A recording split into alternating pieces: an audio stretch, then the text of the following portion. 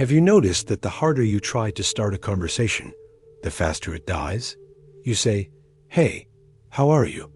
And within seconds, it's over. Meanwhile, someone else walks into the same room, says only a few words, and suddenly, everyone listens. It's not that they're better looking, funnier, or more confident. It's something deeper. When they speak, the air changes. Their words have weight, and the secret isn't about talking more. It's about saying less, but meaning every word. The Stoics understood this 2,000 years ago. Presence is far more powerful than performance. Today, I'll show you 6 simple phrases and one mindset that will make people naturally gravitate toward you, without pretending, manipulating, or performing. And the 4th one is the most misunderstood of all. Principle 1. Tell me more about that. 4 simple words, but they open doors most people never even see. Imagine someone says, "I've been learning guitar." See, what do most people do? They turn the moment into a competition. "Oh yeah, I played guitar in college." Or, "You should try this method I used." Suddenly, the focus shifts from the other person to themselves. The door to connection closes, and the spotlight returns to ego. Now imagine you simply say, "Tell me more about that." And then you stop talking. You listen not to reply, not to sound smart, but to truly understand.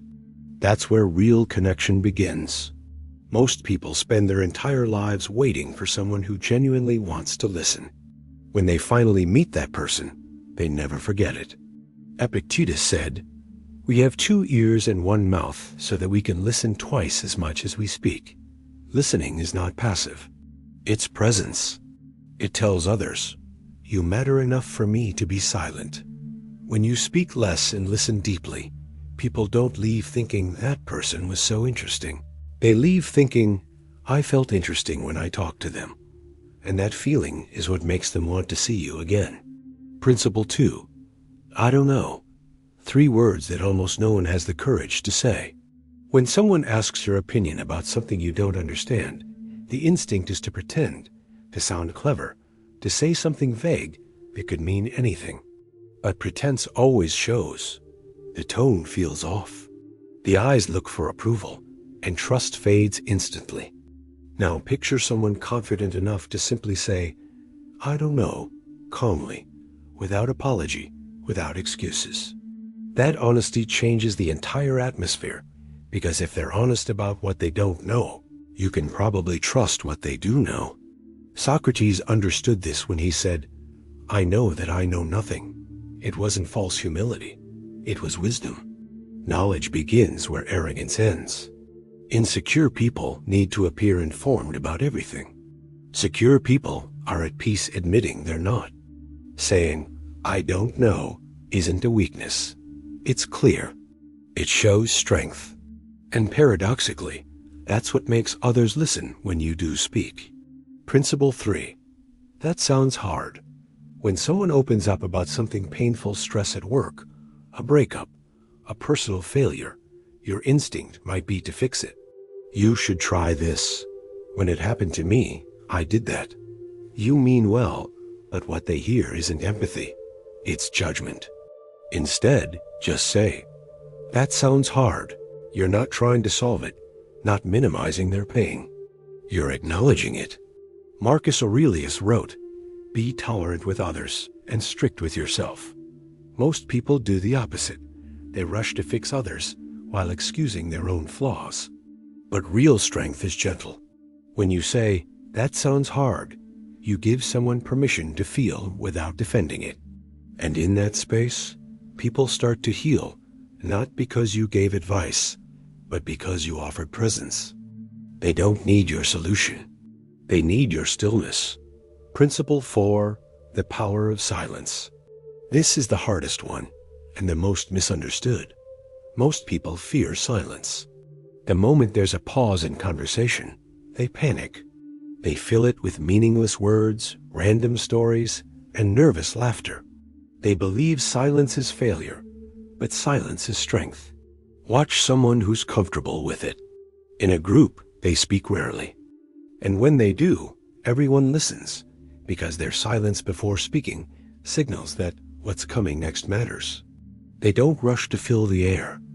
They let silence do the work. Seneca once said, "Silence is a lesson learned through many sufferings."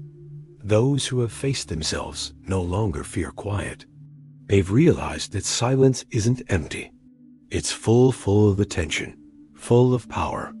When you stop running from silence, you stop running from yourself. You listen better, think clearer, and your words begin to carry weight. You no longer speak to fill space.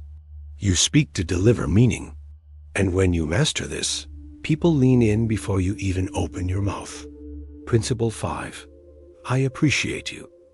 3 words, but they hit deeper than thank you. Thank you is transactional. It recognizes an action. You helped me move.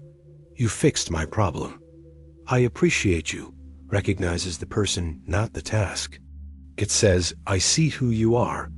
When you tell someone, I appreciate you, you're acknowledging their character, not their usefulness. And that changes everything. Marcus Aurelius began each morning reflecting on the people around him, grateful not for what they did, but for the kind of humans they were. He knew that recognizing virtue is what keeps our own virtue alive. Use this phrase sparingly, but sincerely.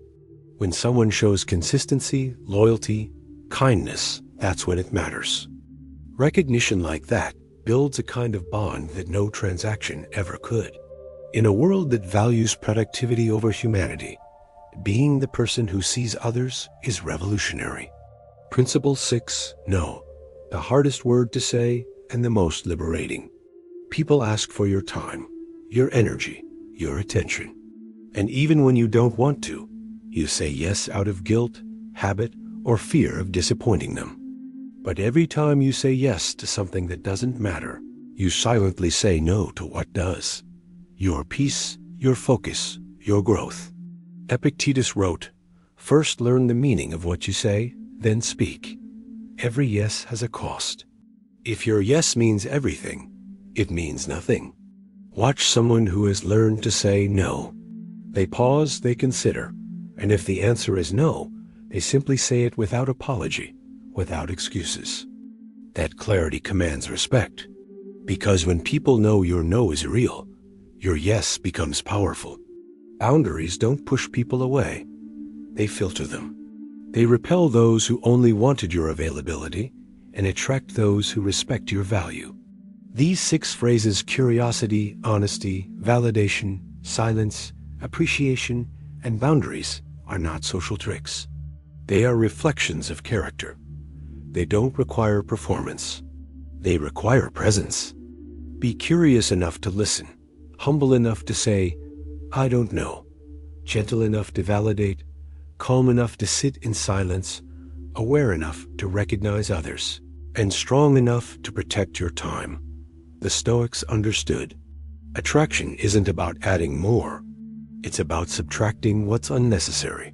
The noise, the need to impress, the fear of rejection.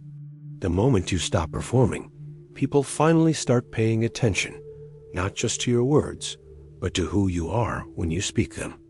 If this video changed how you see communication, leave a comment below. Which of these 6 phrases will you practice in the next 24 hours?